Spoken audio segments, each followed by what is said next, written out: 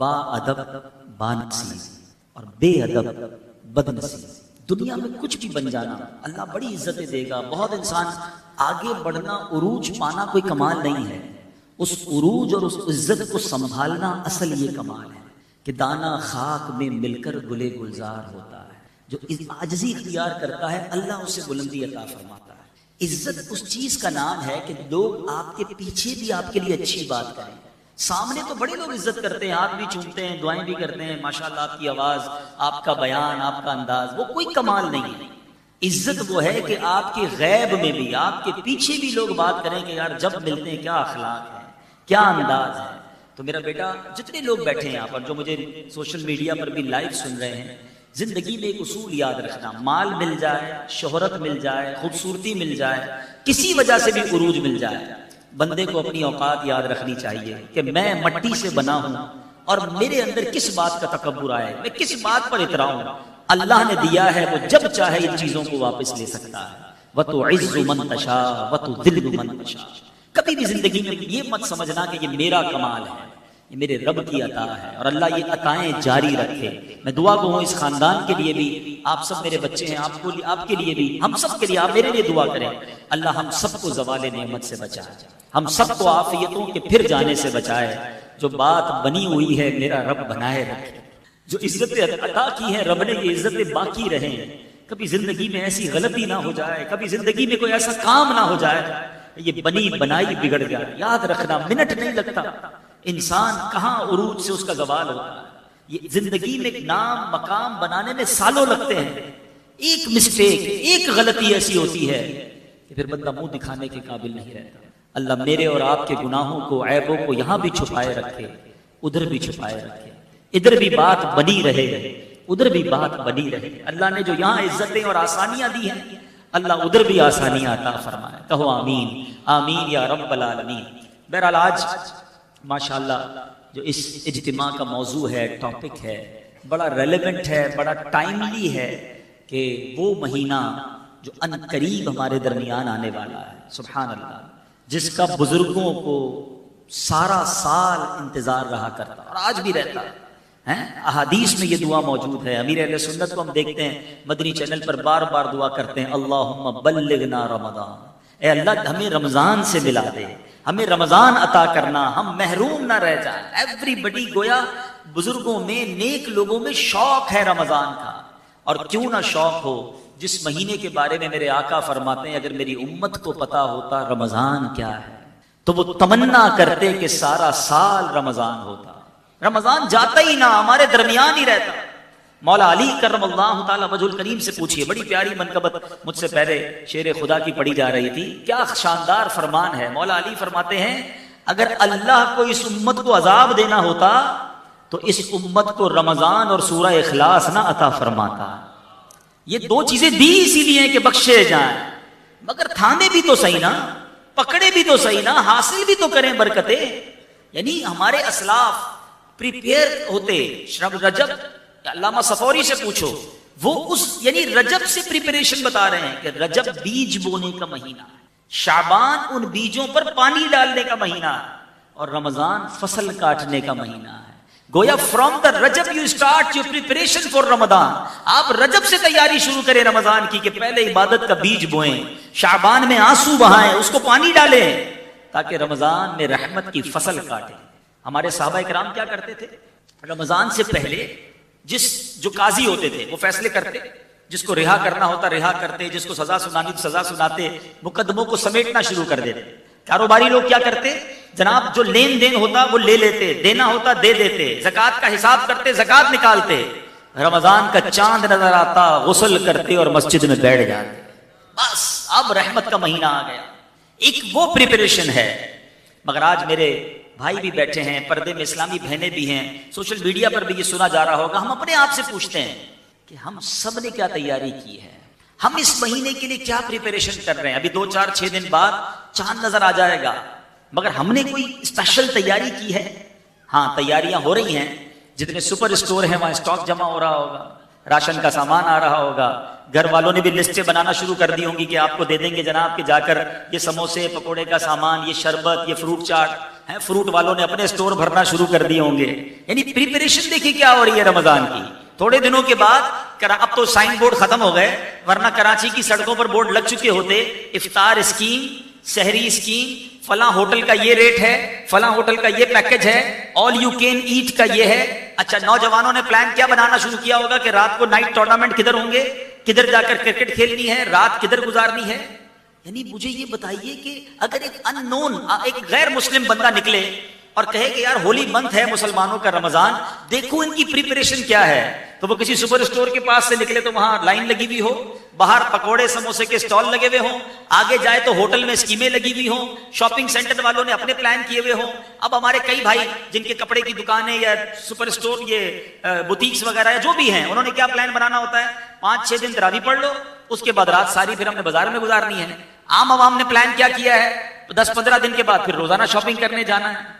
مجھے یہ بتائیے ان تمام چیزوں میں عبادت ٹائم کہاں ہے, عبادت اسکیم کدھر ہے, قرآن اسکیم کہاں ہے, تلاوت کدھر ہے, مغفرت کے لیے دعائیں کدھر ہیں, گر گڑانا کدھر ہے. انڈرسٹینڈ کیجئے, رمضان فوڈ فیسٹیول نہیں ہے. رمضان اس لیے تھوڑی آ رہا ہے کہ اس رمضان میں کیا کھانا ہے, کیا پکانا ہے. یعنی ہر کسی کو اگر رمضان کی فکر ہے تو یا تو کھانے پکانے کی ہے یا کپڑے بنانے کی, عید کی تیاری بھی تو کرنی ہے. اللہ اکبر, اس پوری پریپریشن میں میں نے کتنے روزے رکھنے ہیں, تراویح کتنی پڑھنی ہے, نوافل کتنے پڑھنے ہیں, اللہ کی بارگاہ میں کتنا گر گڑانا ہے, مغفرت کیسے لینی ہے, درود کتنے پڑھنے ہیں, کتنی بار ختم قرآن پڑھنا ہے, اس کو کون ڈسکس کر رہا ہے. آج یہ استقبال رمضان بڑا شاندار ٹاپک مجھے حافظ صاحب نے دیا. یہ الارم ہم سب کو اپنے اندر بجانا ہوگا, اپنے اندر یہ اپنے آپ کو جگانا ہوگا. ہم وہ دعا بھول گئے. کونین کے والی صلی اللہ تعالی علیہ وسلم نے ایک بار ایک ممبر پر قدم مبارک رکھا اور آمین کہا, اور صحابہ کرام بھی کمال کے لوگ تھے. جب بھی کوئی ان یوزول غیر معمولی چیز نبی پاک میں دیکھتے تو سوال کر لیا کرتے تھے. انہوں نے سوال کیا, کام ہمارا بن گیا, ہمیں جواب مل گیا. صحابہ کرام نے عرض کی, حضور آپ نے آمین کیوں کہا؟ حدیث طویل ہے, میں ایک جز سنا رہا ہوں. اللہ کے حبیب نے کہا, جبریل امین میرے پاس آئے اور جبریل امین نے آ کے دعا کی کہ حدیث کا مضمون ہے, وہ شخص ہلاک ہو جائے, بدبخت اور برباد ہو جائے جو رمضان کو پائے اور اپنی مغفرت نہ کروا سکے. اور نبی پاک کہتے ہیں میں نے اس دعا پر آمین کہی ہے. ایسا لگتا ہے امت یہ دعا بھول چکی ہے. دعا کرنے والا فرشتوں کا سردار. ٹرائی ٹو انڈرسٹینڈ, اس دعا کی امپورٹنس سمجھو. دعا کون کر رہا ہے؟ فرشتوں کا سردار روح الامین. اور دعا پر آمین کون کہہ رہے ہیں؟ نبیوں کے سردار جناب رحمت للعالمین صلی اللہ تعالی علیہ وسلم. اب کوئی شک رہ گیا دعا کی قبولیت میں؟ It means it must be approve, قبول ہی قبول ہے. تو یہ طے ہو گیا کہ جس نے رمضان کو پایا اور اپنی مغفرت نہ کروا سکا وہ ہلاک و برباد ہو جائے گا. اب آؤ میں آپ کو بتاتا ہوں یہ مہینہ ہے کیسا, اس مہینے میں کرم کتنے ہیں, اس مہینے میں رحمتیں کتنی ہیں. سب سے پہلی بات, سارا سال جو ہمیں گناہوں میں لگاتا ہے ہمارا دشمن ہے شیطان لعین. اللہ تعالیٰ کی مہربانی دیکھو, دشمن کو ہی قید کر دیا جاتا ہے. یہ ستاتا ہے نا, چلو یہ بند, یعنی جو ہمیں غلط کاموں کی طرف لے جاتا ہے اس کو ہی اللہ نے بند کر دیا. اب تو آسان ہو گیا نا. اب اس کے بعد نفل کا ثواب فرض کے برابر, فرض کا ثواب 70 گنا. روزانہ افطار کے وقت 10 لاکھ گناہگار جہنم سے آزاد کر دیے جاتے ہیں.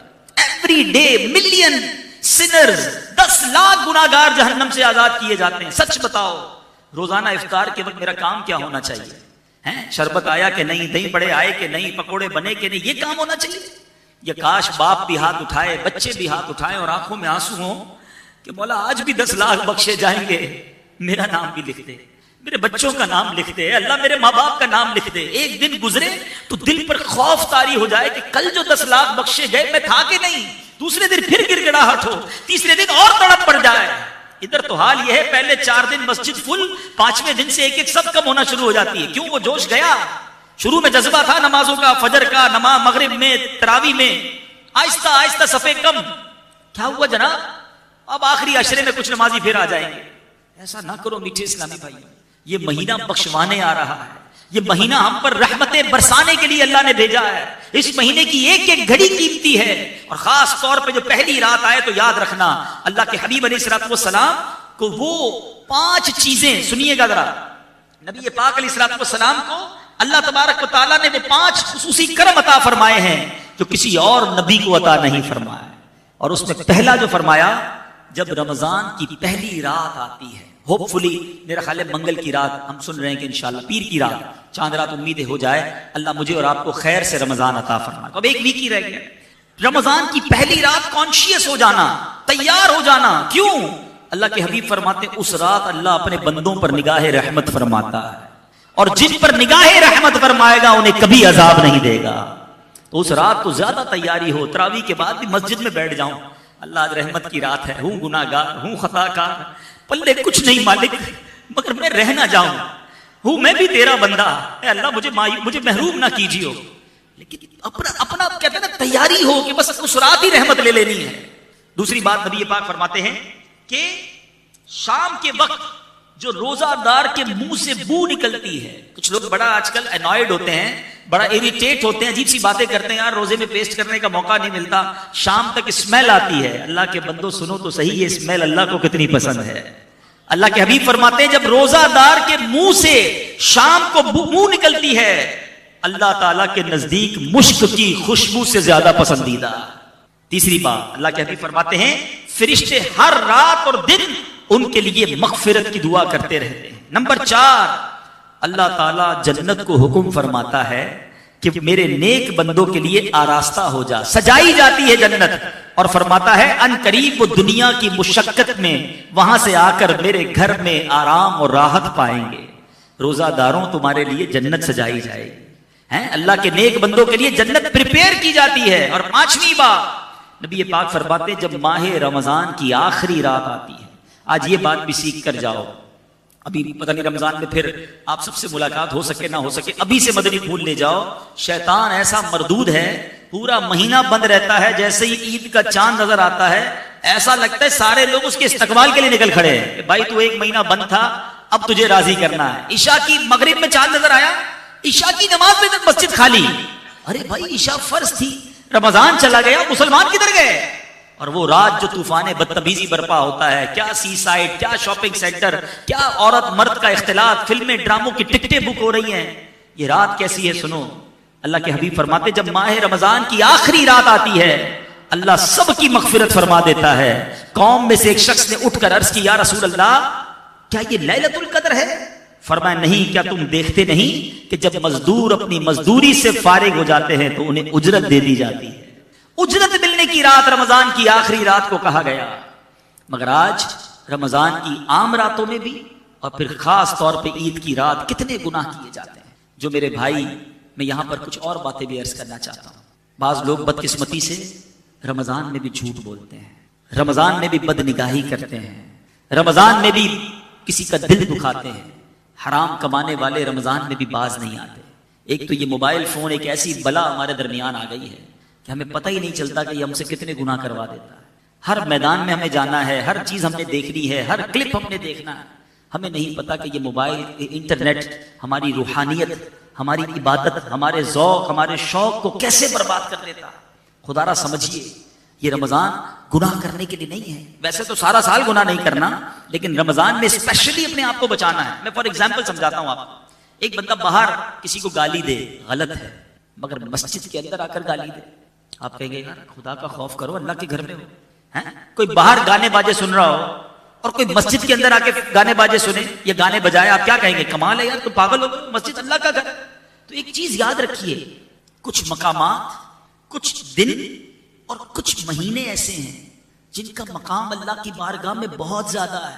ان دنوں میں، ان لمحات میں یا ان مقامات پر گناہ کرنے کا عذاب بھی شدید ہے.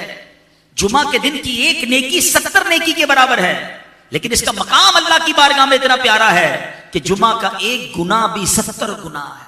رمضان میں ایک نیکی نفل فرض کے برابر، فرض 70 گناہ. لیکن رمضان میں گناہ کرنا یہ اللہ کو کتنا ناپسندیدہ ہے. پھر بات کرتے ہیں مولا علی کرم اللہ تعالی وجہ الکریم کی. شیر خدا ایک بار ایک قبرستان کے پاس سے گزرے اور آپ نے ایک قبر کو دیکھا. اللہ سے عرض کی مولا اس کے حالات دیکھنا چاہتا ہوں. اللہ تعالیٰ نے قبر کے حالات آپ پر منکشف کر دیے، ظاہر کر دیے.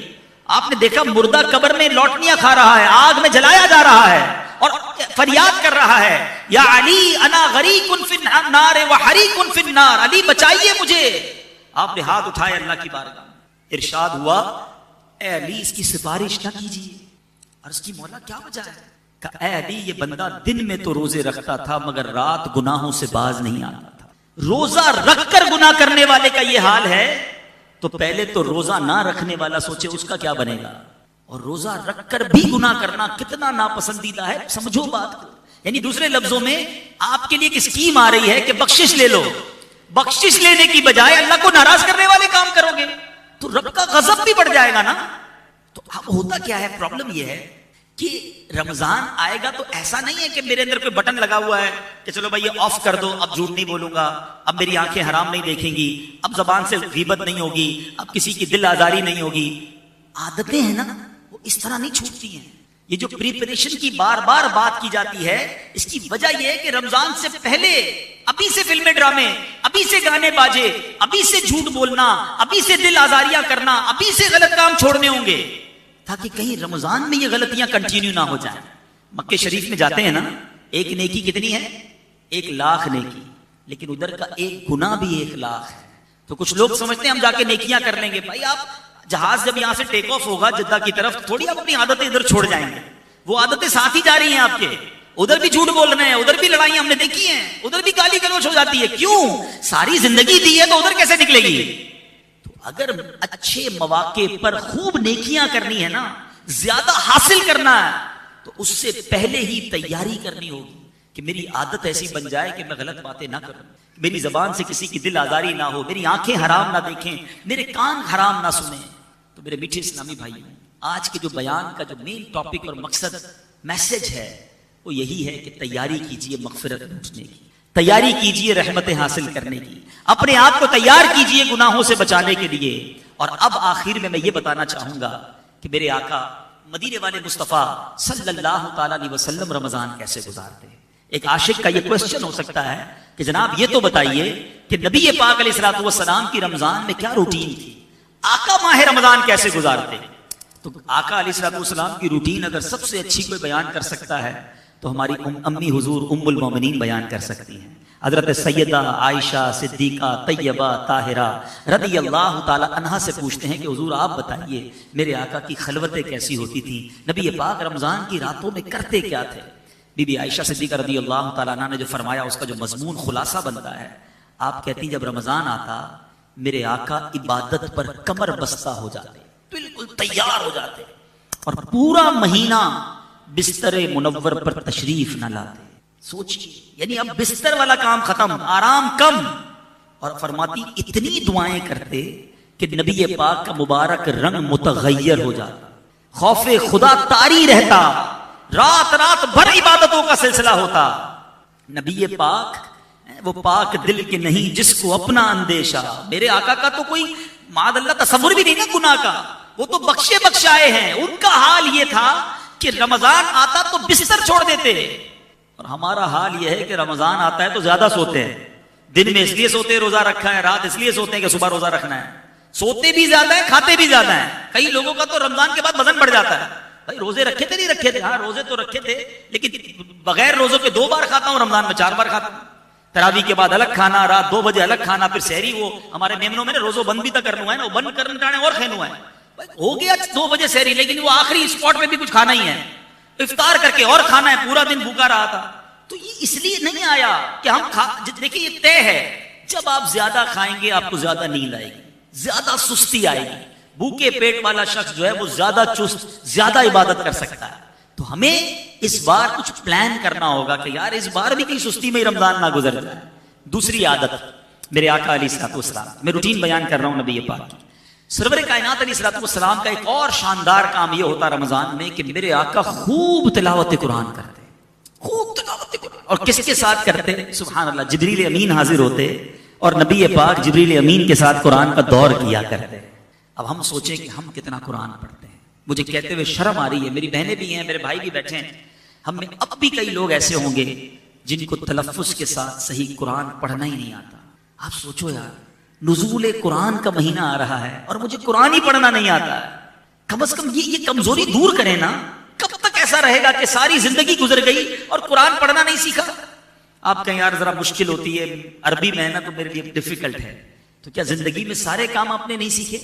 آپ پیدا ہوئے تو آپ کو انگریزی نہیں آتی تھی, آپ اسکول گئے, آپ نے وہاں بہت ساری چیزیں سیکھی, آگے ضرورت پڑی تو ڈرائیونگ سیکھی, اکاؤنٹ سیکھا, انٹرنیشنل ٹریول کرنا تھا تو ٹریول کے قوانین سیکھے, کئی موبائل کے آپشنز آپ کو نہیں پتا تھے وہ آپ نے سیکھے, کوئی اکاؤنٹنٹ بیٹھا ہوگا, کوئی جناب کوئی اور ٹیکنیکل کام کرنے والا بیٹھا ہوگا, سب تو سیکھا آپ نے. اس کی وجہ کیا تھی کہ جو زندگی میں پریورٹی آتی گئی, اہمیت سمجھتے گئے, وہ سیکھتے گئے. قرآن کو کبھی اہمیت دی نہیں, اس کو پریورٹی دی نہیں کہ مسلمان ہوتے ہوئے مجھے قرآن آنا چاہیے. شرم آنی چاہیے اپنے آپ سے کہ میں مسلمان کہلانے والا, مجھے قرآن پڑھنا نہیں آتا. جب پڑھنا نہیں آتا تو سمجھیں گے کیسے آپ؟ حالانکہ یہ اللہ کا پیغام ہے, مومنوں کے نام ہے, یہ وہ میسج ہے جو ہر مسلمان کو پتا ہونا چاہیے کہ میرے رب نے مجھ سے قرآن میں کیا بات کی ہے. مگر آج بہت بڑی تعداد کو قرآن کی سورتوں کے نام بھی نہیں پتا ہے. ان کو یہ بھی نہیں پتا ہے کہ سورہ بقرہ کو سورہ بقرہ کیوں کہتے ہیں, سورہ آل عمران کو آل عمران کیوں کہتے ہیں, اس میں ہے کیا. مولوی صاحب سناتے ہیں تراویح, وہ بھی سب سے فاسٹ والی تراویح چاہیے, بس ادھر جا کے نماز پڑھ لیں, 4-5 دن میں تراویح پوری ہو جائے, پھر ایسے بھاگتے ہیں. یعنی دیکھو کچھ چیزیں زبان سے کہی جاتی ہیں اور کچھ ایٹیٹیوڈ سے پتہ چل جاتی ہیں. یعنی میرا اور آپ کا قرآن سے تعلق کیسا ہے ہم کہتے نہیں ہیں, لیکن فیل یہ کرواتے ہیں کہ جان چھوٹ جائے, 5-7 دن میں تراویح پوری ہو جائے, بس ختم بھائی, اب کیا کرنا ہے. کیوں اتنی بے اعتنائی قرآن سے؟ ہونا کیا چاہیے کہ جی چاہے قاری صاحب قرآن پڑھتے رہیں اور میں سنتا رہوں, میرے رب کا کلام پڑھا جا رہا ہے, آنسو بہتے رہے. واللہ جس دن قرآن سمجھ آنے لگ گیا نا اور صحیح قاری مل گیا, آپ کا جی نہیں چاہے گا یہ قاری صاحب رکوع میں جائیں, آپ کا جی چاہے گا یہ پڑھتے رہیں, میری رب کی باتیں بتاتے رہیں. لیکن پرابلم بھی یہی ہے, قرآن سیکھنے کا ذہن ہی نہیں ہے. خدا را آج کے اس پروگرام میں, اس محفل میں یہ نیت کر کے جاؤ کہ آج کے بعد میرا کوئی دن نہیں گزرے گا جس دن میں قرآن نہ پڑھوں. روزانہ کچھ نہ کچھ. بڑا پیارا مدنی انعام امیر اہل سنت جو ہے نا, وہ کمال کی شخصیت ہے, وہ بڑا آسان فارمولہ دیتے ہیں. انہوں نے وہ فرماتے روزانہ کم از کم 3 آیتیں قرآن کی تلاوت کر لو, ترجمہ کر لو, پڑھ لو اور تفسیر پڑھ لو. 3 کر کے بھی آہستہ آہستہ قرآن پورا ہو جائے گا. طالب علم تو بن جاؤ نا, راستے پہ چلنے والے تو بن جاؤ. مگر آج حال یہ ہے, اتنے سارے مذہبی لوگ بیٹھے ہیں, شرم آتی ہے بات کرتے ہوئے, لیکن ہم اپنوں سے بات نہیں کریں گے تو کس سے کریں گے. کہ اگر آج میں سب سے پوچھوں کہ بتائیے آپ نے last Facebook online کب کیا تھا, تو کوئی کہے گا حضرت میرا تو ابھی بھی آن لائن ہی ہے, یا تھوڑی دیر پہلے تک تو آن لائن تھا. اچھا واٹس ایپ کب کیا تھا, واٹس ایپ آدھا گھنٹہ پہلے آن لائن تھا. ٹویٹر کب کیا تھا, 2-3 گھنٹے پہلے کیا تھا. فلاں سافٹ ویئر آج صبح کیا تھا. قرآن کب آن لائن کیا تھا, لاسٹ رمضان میں. اب کب ارادہ ہے, اگلے رمضان میں. سوچئے ایک سافٹ ویئر کئی بار آن لائن کرتے ہو روزانہ, قرآن آن لائن نہیں ہوتا. آپ کو پتا ہے جب میں اور آپ قبر میں جائیں گے نا, یہ سارے سافٹ ویئر آف لائن ہو جائیں گے, قرآن قبر میں بھی آن لائن ہوگا. قرآن قبر میں نور بنے گا, قرآن قبر میں شفاعت کرے گا. جو چیز میرے ساتھ قبر میں جانے والی ہے میں اس کو چھوڑ کر دنیا کے دیگر کاموں میں لگا ہوا ہوں. خدا را میرے آقا کا یہ معمول تھا کہ وہ رمضان میں خوب قرآن کا دور کرتے. آج ایک نیت کر لو میٹھے اسلامی بھائیو, دعوت اسلامی نے کتنی سہولت دے دی ہے. رات کو مدرسے الگ لگا دیے, بچوں کے دن میں مدرسے الگ لگا دیے, آن لائن مدرسے الگ کھول دیے. آپ رات دیر سے فارغ ہوتے ہیں, رات 12-1 بجے آپ آن لائن قرآن پڑھنا شروع کر دیں. ایٹ لیسٹ یہ سیٹسفیکیشن تو ہو کہ میں قرآن صحیح پڑھ سکتا ہوں.